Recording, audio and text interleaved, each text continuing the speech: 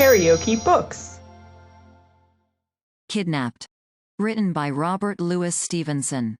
Audiobook. Chapter 14. The Islet. With my stepping ashore, I began the most unhappy part of my adventures. It was 12:30 in the morning, and though the wind was broken by the land, it was a cold night. I dared not sit down, for I thought I should have frozen, but took off my shoes and walked to and fro upon the sand, barefoot, and beating my breast with infinite weariness. There was no sound of man or cattle, not a cock crew, though it was about the hour of their first waking. Only the surf broke outside in the distance, which put me in mind of my perils and those of my friend.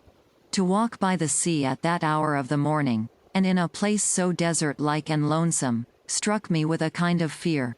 As soon as the day began to break, I put on my shoes and climbed a hill. The ruggedest scramble I ever undertook, falling, the whole way, between big blocks of granite, or leaping from one to another. When I got to the top, the dawn was come. There was no sign of the brig, which must have lifted from the reef and sunk. The boat, too, was nowhere to be seen. There was never a sail upon the ocean, and in what I could see of the land was neither house nor man.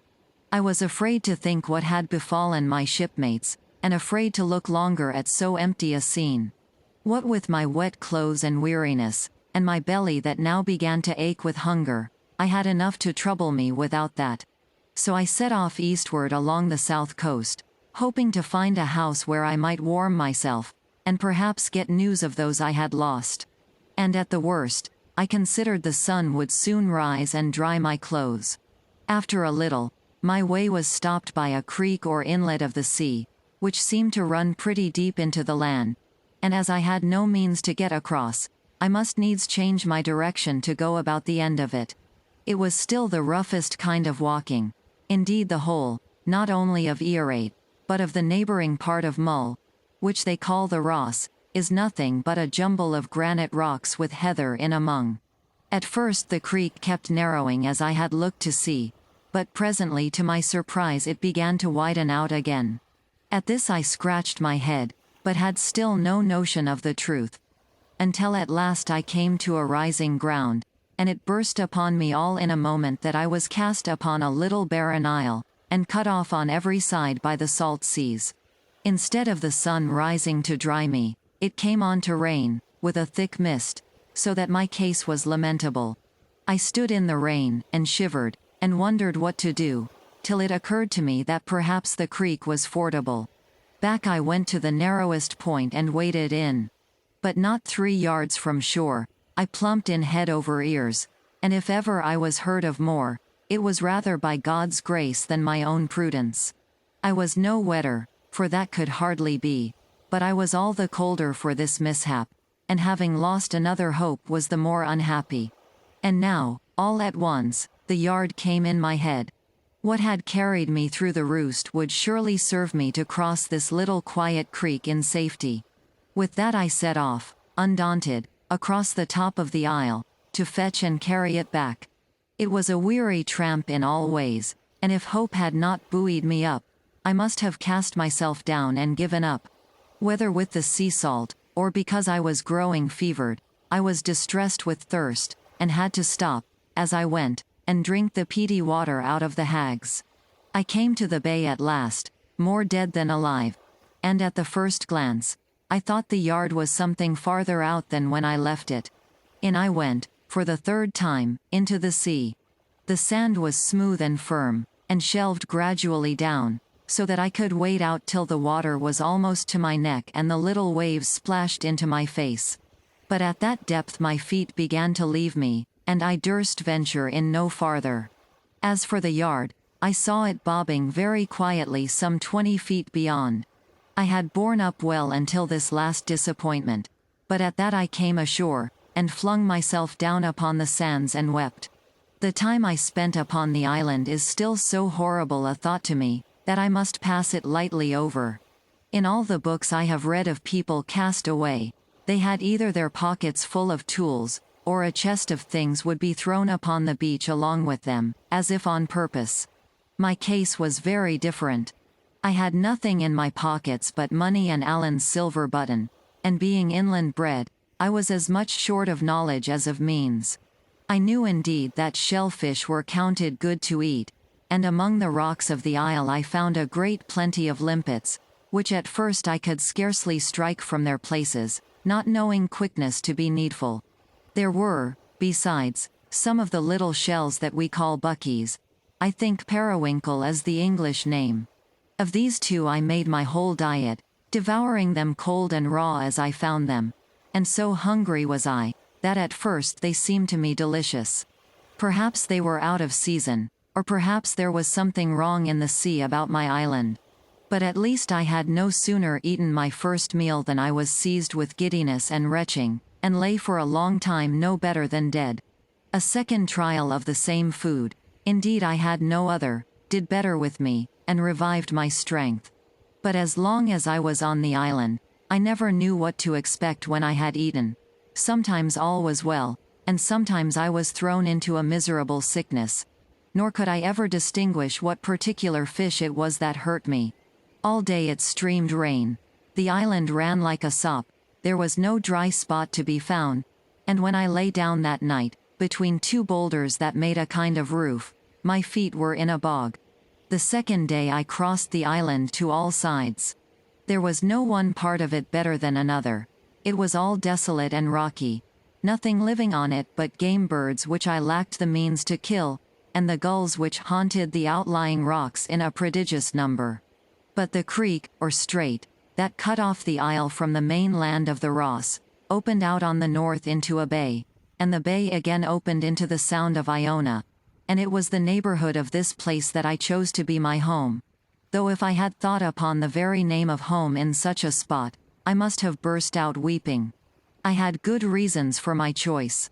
There was in this part of the isle a little hut of a house like a pig's hut, where fishers used to sleep when they came there upon their business, but the turf roof of it had fallen entirely in, so that the hut was of no use to me, and gave me less shelter than my rocks. What was more important, the shellfish on which I lived grew there in great plenty. When the tide was out I could gather a peck at a time, and this was doubtless a convenience. But the other reason went deeper. I had become in no way used to the horrid solitude of the isle, but still looked round me on all sides, like a man that was hunted, between fear and hope that I might see some human creature coming. Now, from a little up the hillside over the bay, I could catch a sight of the great, ancient church and the roofs of the people's houses in Iona. And on the other hand, over the low country of the Ross, I saw smoke go up, morning and evening, as if from a homestead in a hollow of the land. I used to watch this smoke, when I was wet and cold, and had my head half turned with loneliness, and think of the fireside and the company, till my heart burned. It was the same with the roofs of Iona. Altogether, this sight I had of men's homes and comfortable lives, although it put a point on my own sufferings, yet it kept hope alive, and helped me to eat my raw shellfish, which had soon grown to be a disgust, and saved me from the sense of horror I had whenever I was quite alone with dead rocks, and fowls, and the rain, and the cold sea. I say it kept hope alive, and indeed it seemed impossible that I should be left to die on the shores of my own country, and within view of a church tower and the smoke of men's houses. But the second day passed, and though as long as the light lasted I kept a bright lookout for boats on the Sound or men passing on the Ross, no help came near me. It still rained, and I turned in to sleep, as wet as ever, and with a cruel sore throat, but a little comforted, perhaps, by having said good night to my next neighbors, the people of Iona. Charles II declared a man could stay outdoors more days in the year in the climate of England than in any other. This was very like a king, with a palace at his back and changes of dry clothes.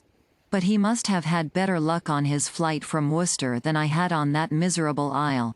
It was the height of the summer, yet it rained for more than 24 hours, and did not clear until the afternoon of the third day.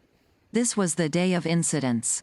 In the morning I saw a red deer, a buck with a fine spread of antlers, standing in the rain on the top of the island, but he had scarce seen me rise from under my rock, before he trotted off upon the other side.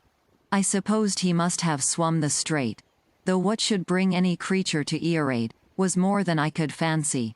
A little after, as I was jumping about after my limpets, I was startled by a guinea piece, which fell upon a rock in front of me and glanced off into the sea. When the sailors gave me my money again, they kept back not only about a third of the whole sum, but my father's leather purse, so that from that day out, I carried my gold loose in a pocket with a button. I now saw there must be a hole, and clapped my hand to the place in a great hurry. But this was to lock the stable door after the steed was stolen. I had left the shore at Queensferry with near on £50. Now I found no more than 2 guinea pieces and a silver shilling. It is true I picked up a third guinea a little after, where it lay shining on a piece of turf.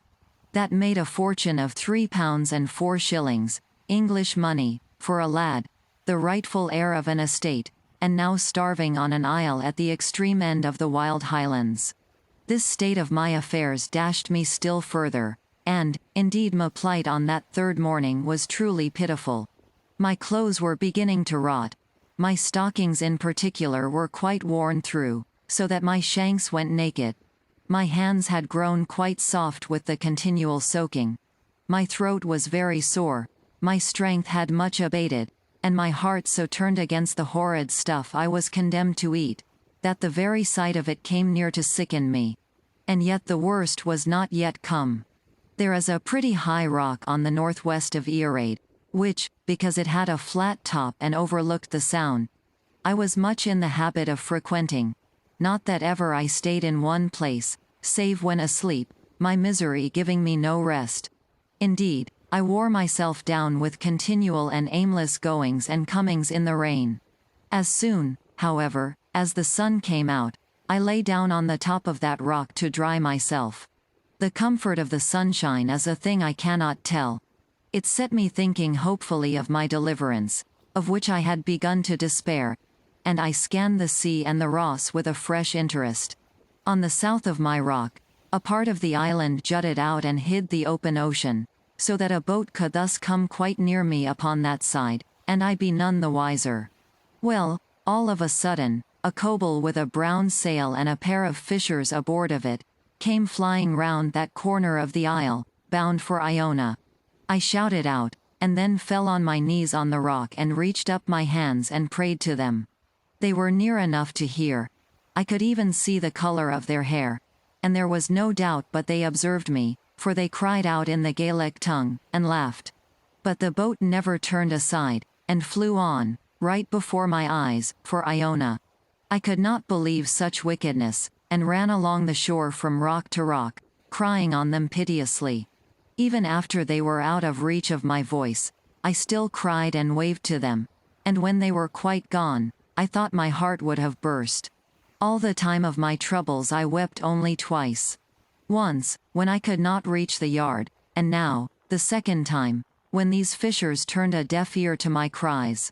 But this time I wept and roared like a wicked child, tearing up the turf with my nails, and grinding my face in the earth. If a wish would kill men, those 2 fishers would never have seen morning, and I should likely have died upon my island.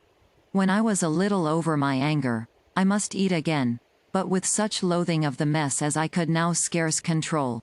Sure enough, I should have done as well to fast, for my fishes poisoned me again. I had all my first pains. My throat was so sore I could scarce swallow. I had a fit of strong shuddering, which clucked my teeth together, and there came on me that dreadful sense of illness, which we have no name for either in Scotch or English. I thought I should have died, and made my peace with God, forgiving all men, even my uncle and the fishers, and as soon as I had thus made up my mind to the worst, clearness came upon me. I observed the night was falling dry. My clothes were dried a good deal. Truly, I was in a better case than ever before, since I had landed on the isle, and so I got to sleep at last, with a thought of gratitude. The next day, which was the 4th of this horrible life of mine, I found my bodily strength run very low. But the sun shone, the air was sweet, and what I managed to eat of the shellfish agreed well with me and revived my courage. I was scarce back on my rock, where I went always the first thing after I had eaten, before I observed a boat coming down the sound, and with her head, as I thought, in my direction. I began at once to hope and fear exceedingly, for I thought these men might have thought better of their cruelty and be coming back to my assistance. But another disappointment, such as yesterday's, was more than I could bear. I turned my back, accordingly, upon the sea, and did not look again till I had counted many hundreds. The boat was still heading for the island. The next time I counted the full 1,000, as slowly as I could, my heart beating so as to hurt me. And then it was out of all question. She was coming straight to Earaid.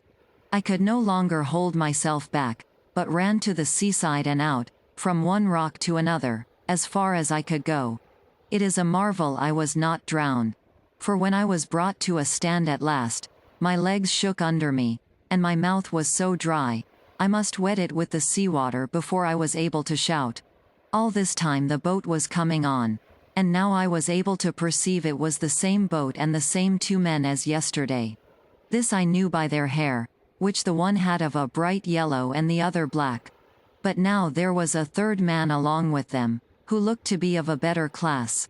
As soon as they were come within easy speech, they let down their sail and lay quiet. In spite of my supplications, they drew no nearer in, and what frightened me most of all, the new man tee-heed with laughter as he talked and looked at me. Then he stood up in the boat and addressed me a long while, speaking fast and with many wavings of his hand. I told him I had no Gaelic, and at this he became very angry, and I began to suspect he thought he was talking English. Listening very close, I caught the word, whatever, several times, but all the rest was Gaelic and might have been Greek and Hebrew for me. Whatever, said I, to show him I had caught a word.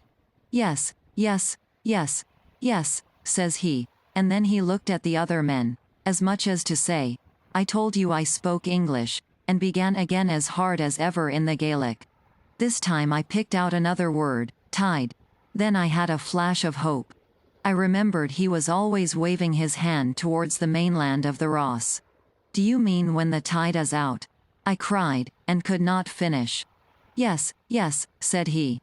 Tide. At that I turned tail upon their boat, where my adviser had once more begun to tee-hee with laughter, leapt back the way I had come, from one stone to another, and set off running across the isle as I had never run before. In about half an hour I came out upon the shores of the creek, and, sure enough, it was shrunk into a little trickle of water, through which I dashed, not above my knees, and landed with a shout on the main island. A sea-bred boy would not have stayed a day on Earaid, which is only what they call a tidal islet, and except in the bottom of the neaps, can be entered and left twice in every 24 hours, either dry-shod, or at the most by wading. Even I, who had the tide going out and in before me in the bay, and even watched for the ebbs, the better to get my shellfish. Even I say, if I had sat down to think, instead of raging at my fate, must have soon guessed the secret, and got free. It was no wonder the fishers had not understood me. The wonder was rather that they had ever guessed my pitiful illusion, and taken the trouble to come back. I had starved with cold and hunger on that island for close upon 100 hours. But for the fishers, I might have left my bones there, in pure folly. And even as it was, I had paid for it pretty dear, not only in past sufferings, but in my present case. Being clothed like a beggar man, scarce able to walk, and in great pain of my sore throat. I have seen wicked men and fools, a great many of both, and I believe they both get paid in the end, but the fools first. Karaoke Books.